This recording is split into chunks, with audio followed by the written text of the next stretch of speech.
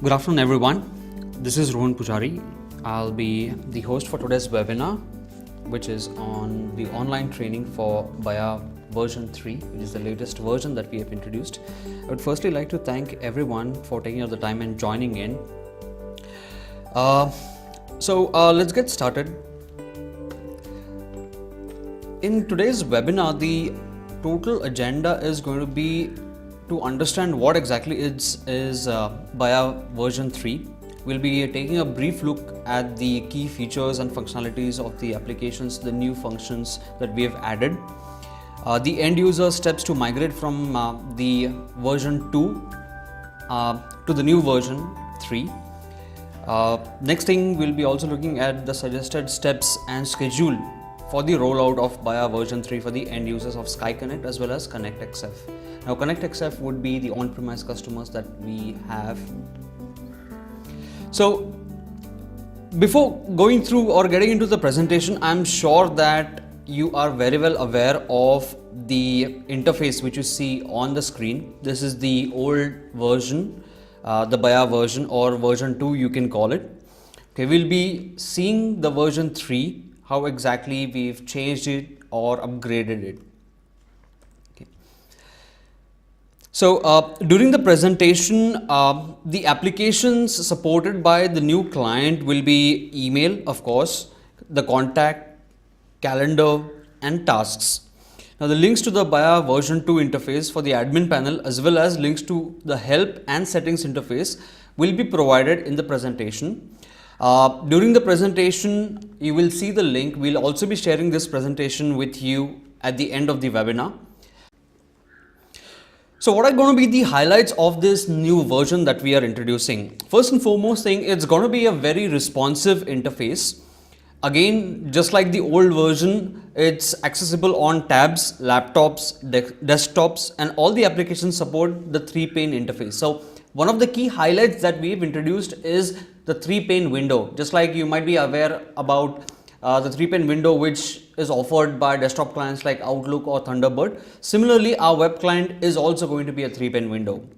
Now this interface is clear, it's simple and also uncluttered. It's going to support all major browsers including Chrome, Firefox, Explorer, etc. It also integrates a new calendar server with better support for events and meetings.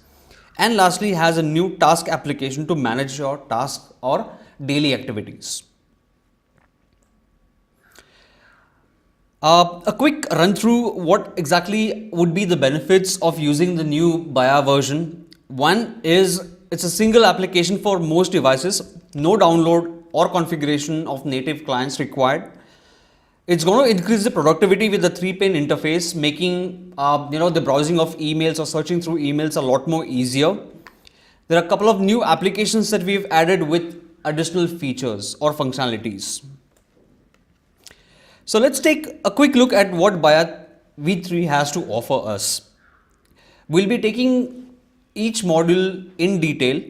Okay, the first one we'll be considering is the email. Now, as you see on the screen, a couple of points we'll be going through or the functions that we have added in addition to the ones which were already available on the earlier versions. Number one is threaded views.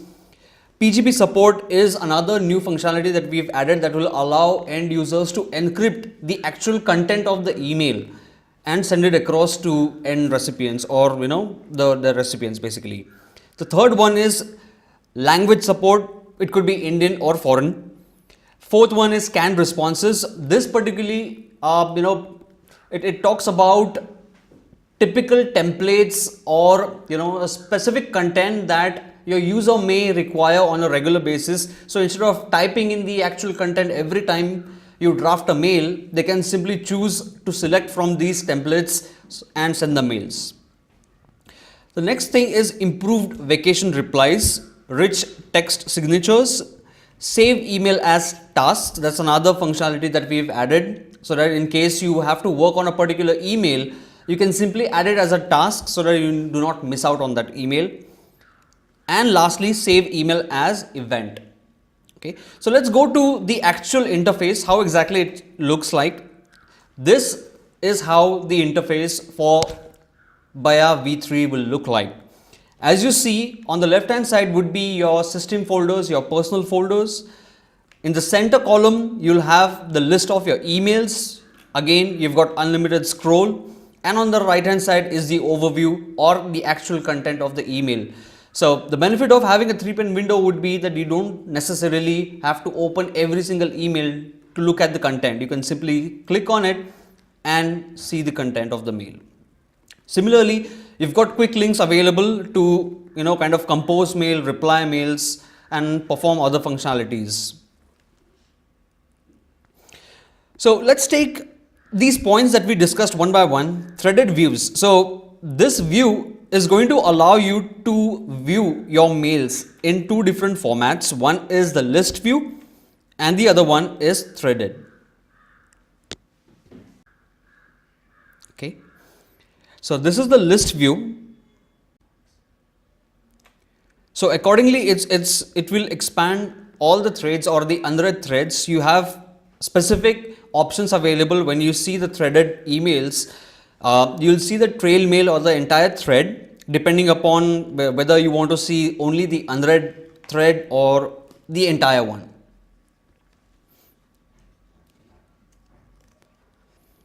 The second one is PGP support. So as I mentioned, this is a very important and new functionality that we've introduced in the mail. Okay. What this allows is end users will be in a position to actually encrypt the mail. I'll just show you a quick way how exactly it's done. On the home page itself, there's an option which says encryption. Once you click on it, it will allow you to digitally sign the message, encrypt this message and attach my public key. So the options are available all out here. Next one is language support. So in case you are more comfortable when it comes to languages, in case you want to choose any regional languages or local languages, that can be done. Okay. You can choose from a list of languages out here.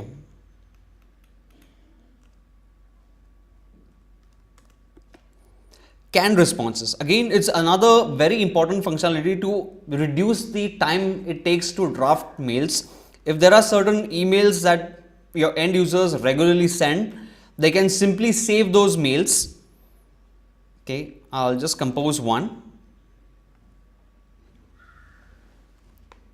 Okay, so under responses, you see insert a response, manage responses, create new responses and edit responses. So once you've created a particular template, the next time the user needs to send the same content, all they have to do is insert a response and the content would be added in the email.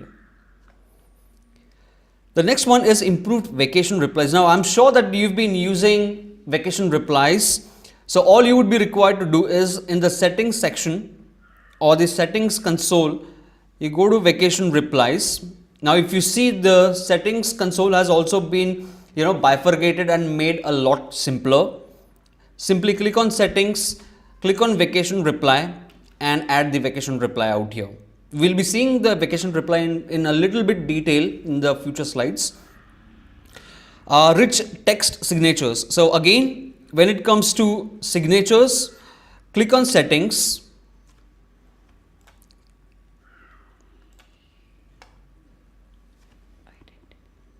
Under identities, the third option which you see, and you can add your signature. Save email as tasks. Again, a very interesting functionality that we have introduced to make your life a lot more easier and to ensure that we are not missing out on any of the emails or responses. Let's say the latest email that I have received, I need to work on this email at a later time. Maybe I'm busy at certain instance. So what I can do is simply add the particular email as a task or as an event. Based on that, I can put specific notes or comments in the description, and accordingly, I can set a reminder so that the mail can be worked upon, or the event can be, or the task can be worked upon. So as we saw a couple of new functionalities that we've introduced in the email, it's very easy to operate, easy to manage, The next thing what we are going to see is contacts. Okay, now in contacts also, along with the old functionalities available, there are a couple of new functions that we've added. Number one, we are going to look at the personal address books, the global address books. Third is automatically collected addresses. It's a new functionality that we've added. We'll see what exactly it is. The next one is groups or distribution lists, saved searches, import contacts and export contacts. So you might be aware of a couple of these functions already. Let's go to contacts. So as you see on the home page itself, you have the hyperlink to get to your contacts. Once you click on contacts, you will be able to view your personal address books, your global address books, and the third option available is automatically collected. Excuse me. So your personal address, as we are very well aware, I won't get into much detail when it comes to explaining what exactly personal or global address books would be. What I would like to focus on today is the new functionality that we've added. It's the automatically collected. Now, if you see, you can define certain email addresses, okay, as commonly used email addresses or commonly accessed email addresses. Okay, so these are special or important email addresses which are required on a very regular basis. Those get automatically highlighted or flagged. So for setting up policies or setting up the properties, it becomes a lot more easier. Earlier versions, you may remember having a functionality named class of service that also remains. It also helps in assigning properties to individual email addresses or users. Groups or distribution lists, that's again a functionality that was available in the older version also. Saved searches. So another function that we've added out here is when it comes to searching a particular email address. Okay, so creating a new group.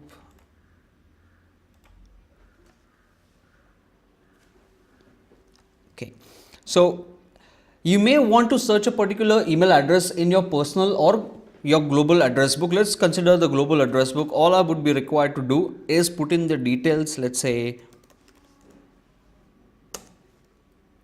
okay, so that's how you can identify or search through a particular email. Okay, now this, you can save this as a saved search. Again, the reason being, in case if it's an email address that's been used on a regular basis, you want to highlight or flag this particular email ID, you can do that over here. Okay, and lastly, we are going to look at the import and export of contacts. It's really easy to actually go ahead and for importing or even exporting the contacts. So on the settings page itself, once you click on contacts, you will see the two options available. One is import for adding, let's say you have a personal contact list in your old version, that's version 2, and you want to import that or move all the contacts from your old version to the version 3. You can simply import it. Firstly, you can simply export the contacts from version 2, download it on your local device and import it using the option.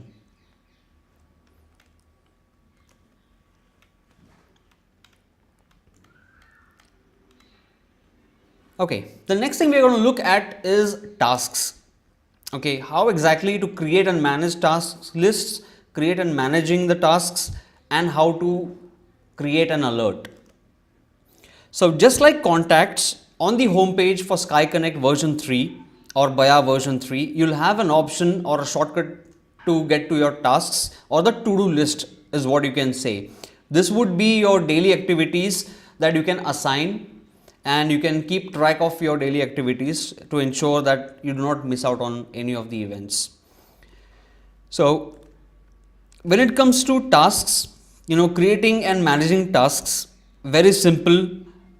You add or if you want to add a particular activity or a task, you simply click on new task, put in the title, put in the description, put in the reminder and save it. That will add the task.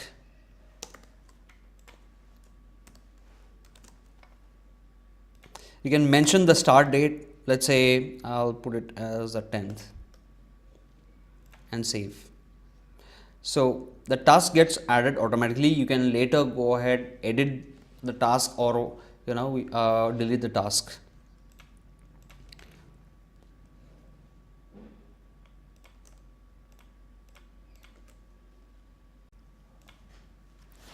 Okay, so as you see, we've created a new task. Okay, now once the task is created, once you've completed the task, you can also go ahead and once the task is complete, it will be moved to the complete task, you can say page. So you can keep track of all the activities or tasks that you've added for yourself and manage it according to their status. Creating, managing tasks. Okay, alerts. As I mentioned, while creating a task, you can define a notification, the date, whether you want it 15 minutes before the actual activity is to be done or half an hour or a day before. You can define it accordingly. So it's more or less same as what you used to do in the earlier version. Okay, it's just that what we have done is, as you see over here, we've kind of made it a lot more simpler. The interface itself is a lot more simpler. You can segregate the tasks or activities as per their status. Okay, right. The next thing is the calendar module. Now in the calendar module, we'll see how we've been adding events, sending and receiving meeting invites, and sharing and subscribing a particular calendar. So all three activities ideally would remain same as they were available in version 2. Okay, we'll just quickly go ahead and see how exactly it is. Again, click on the shortcut key to the calendar. That will open your actual calendar. What you see right now is my live calendar. As you see, it's been shared with my colleagues. Okay, so they can view my availability or my schedule for the day. The things we'll be looking in the calendar is how exactly to add the events, sending meeting invites, receiving meeting invites, sharing the calendar, and subscribing the calendar. So from amongst these 5 points that we just noted, sending meeting invites, receiving or sharing the calendar is something which you might be very well aware of. Okay, so simply click on the particular time and date where you want to add the event, put in the summary, put in the description, enter the participants or enter the email addresses of the end recipients with whom you want to share the invite or to whom you want the participants of the event. Okay, sharing the calendar, subscribing the calendar. So the functionality for sharing the calendar or subscribing a calendar is like, if I want to share my calendar with someone, with another colleague or with another person from my organization, so that they can keep track of my activities or my availability, all you will be required to do, again in the settings section, go to share calendar and simply share the email address of the person you would like to share the calendar with. So once that is done, if you see over here, my calendar has been shared with Ashok, Rajesh, Saket and Sunil. So all 4 of them will be able to keep track of my availability to see what specific activities I have added in my calendar.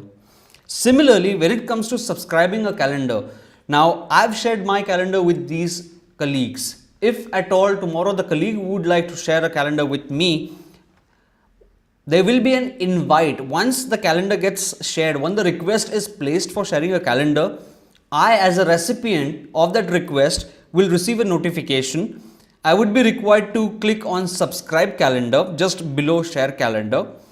You will see the invites that have not been acted upon and the calendars that have already been subscribed. So once the invite is placed, you can simply accept or decline the invite from this tab. That talks more or less of the new functionalities in the calendar module.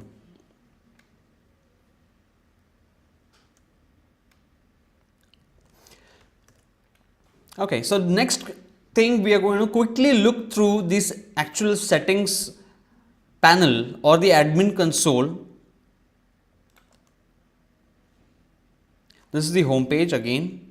Once I click on settings, you'll see a lot of new options available, starting with preferences, then folders, identities, responses, PGP keys, adding the calendar, sharing the calendar, subscribing it, changing the passwords, adding filters, vacation replies.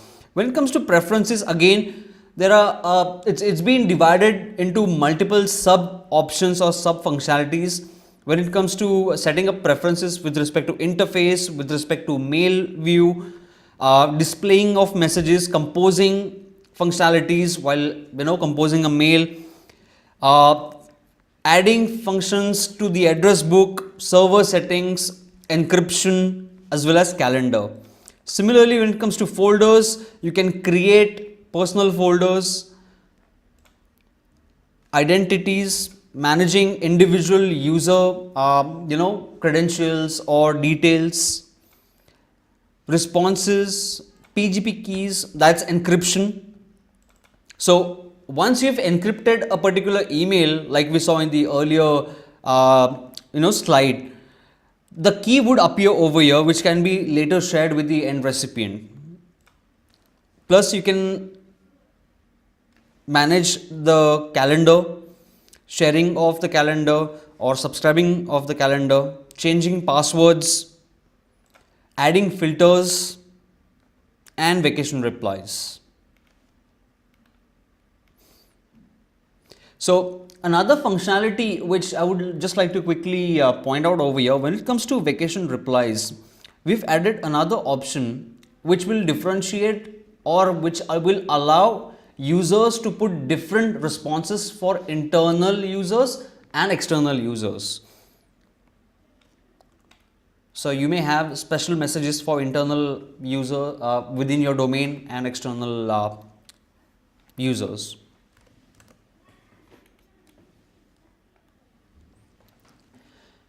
So as you see, vacation replies, one is enabling the vacation reply. You'll also be in a position to add time intervals in hours, maximum number of replies. You can define the start date and the end date, and of course, as I mentioned earlier, separate messages for external and internal users. Okay, now that we've looked at the new functions and the features available, quickly let's go through the process of migrating mailboxes from version 2 to Baya version 3. The first and foremost thing we are going to look at is save to send items to be enabled on server and disabled on desktops. So this is a key requirement. What we have done is by default we've kept or enabled the save to send items functionality on the server. Now as an administrator, you need to ensure that you kind of forward the same communication or communicate with your end users to disable this functionality on their desktops.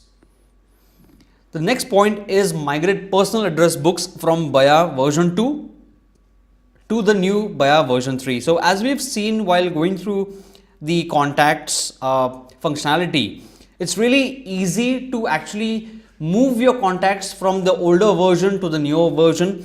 Simply the process is to export the contacts from the version 2, save it on your local drives or local devices, and using Baya version 3 simply import the contacts.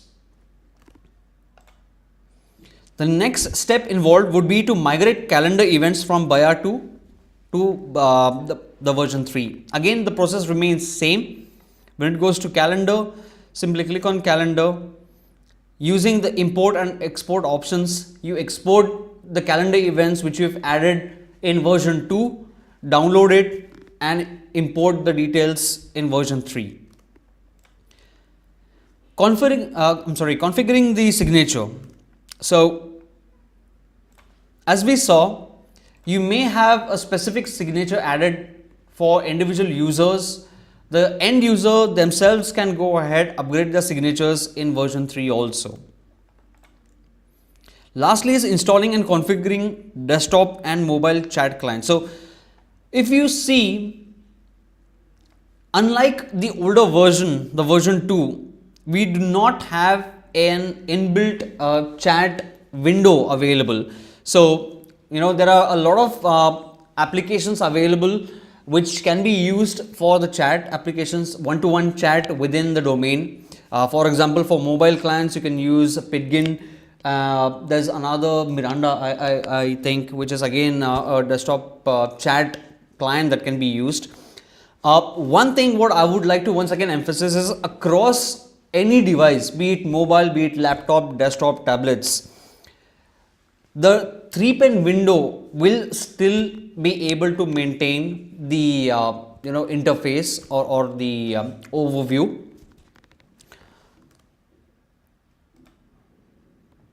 Right.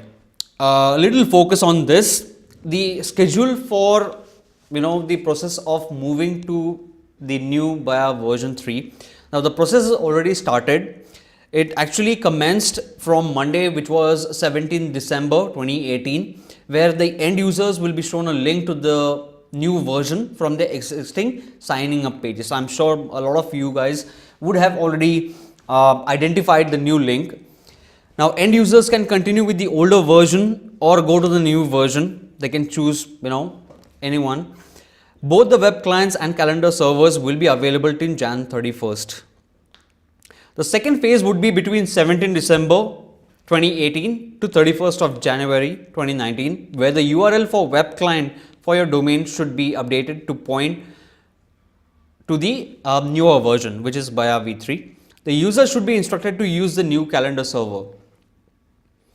The last phase would be from 1st of Feb 2019. Now, in this phase, the access to Baya version 2 and older calendar server will be completely discontinued. So, all the my humble request to all the administrators here would be to communicate the same information to their end users to ensure that they are setting all the functionalities or any customization that needs to be done before the 31st of January. Okay. This particular slide talks about customers who are using Connect XF or the on-premise SkyConnect version. Again, the phases would be, in the first phase, we provision the hardware. The second phase is to install and configure the software, and third phase to roll out it to the end users. The process is simple. We definitely have a support team readily available to help you with any configuration or any assistance required. So that concludes today's webinar. I once again would like to thank you everyone for taking out the time and joining in today's webinar. As mentioned earlier, we'll be sending you the webinar recording with the question and answers over the email. If at all any detailed discussion required, feel free to write to us at support@meetly.com. Thank you once again. Have a good day.